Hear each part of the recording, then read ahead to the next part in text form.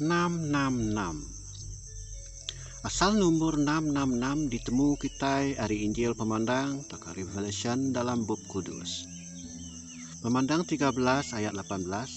Tuk berguna ke penemu dalam awak ke orang ke pintar ngira lumur jelunya labannya lumur mensia. Lumurnya 666. Jadi pak ayatnya tadi kita berarti ke tuk berguna ke penemu dalam labannya lumur mensia.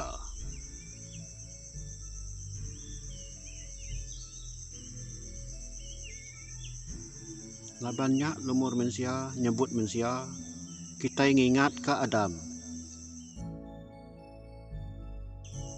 Ingat ke Adam, aram kita mansia pemungkal, atau ke Genesis. Pemungkal 1 ayat 3. Tuhan napai lalu berjakau, awak ke penampak pegari. Penampak lalu pegari. Dito penampaknya berarti Tuhan Yesus. Pemungkal 1 ayat 6. Lalu kok Tuhan napai berjakau, awak ke kebuang pegari, kena nyerarak ke air di atas, hari air di bawah. Dia kita mendak kebuang nyak langit. Dalam pemungkal 1 ayat 9. Udahnya Tuhan napai berjakau, awak ke air di bawah langit, bergelumuk bersitik endur ngambil ke tanah pegari. Tanahnya dikumbai darat. Udah ya ngagak darat, Tuhan napai ngagak bermacam utai tumbuh pansut dari tanah, ngau rumput, ngau kayu buah. Ba hari keempat, Tuhan napai ngagak mayuh macam penampak pegari di langit, ngau matahari, bulan, ngau bintang. Ba hari kelima, ia ngagak utai hidup dalam air serta bermacam murung terbaik di langit. Ba hari ke-6 ia ngagak semua jelu hidup berdarat. Udahnya ia ngagak mensia naladan gamal yampu. Mensia ke lelakinya bernama Adam, lalu ia ke induk bernama Hawa.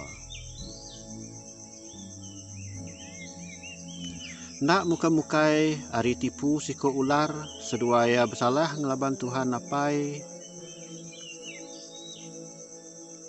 Seduaya ngelanggar jakut Tuhan napai tindak nyagi duaya makai buah kayu penemu. Aram kita manusia 666 dalam pemungkalnya tadi. Berapa hari Tuhan napai ngagak semua utai?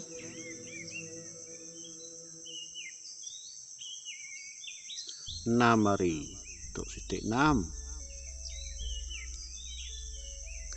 Tusuan utai tergagak Tuhan napai, ke-1 penampak, kedua langit, ketiga darat, keempat tasik, kelima rumput, ke-6 kayu buah, ke-7 matahari siang hari, ke-8 bulan bintang ke malam hari, ke-9 utai hidup dalam air, ke-10 burung, ke-11 jelu darat, ke-12 mensia. Nama utai ke-6 digagak Tuhan napai. Kayu buah, yang kawum kayu buah penemu. Lalu nama utai digagak ya ke-6 nangkan kayu buah. Sikuk mensia ti berdosa. Adam. Dia tu kita nemu reti 666. 666-nya bakal buah pemali tindak sekali-kali tahu diguna mensia. Menjadi dalam Kristus. Anang sekali-kali guna tandanya berkening tak ke lengan laban Tuhan napai ndak ngasuh kita.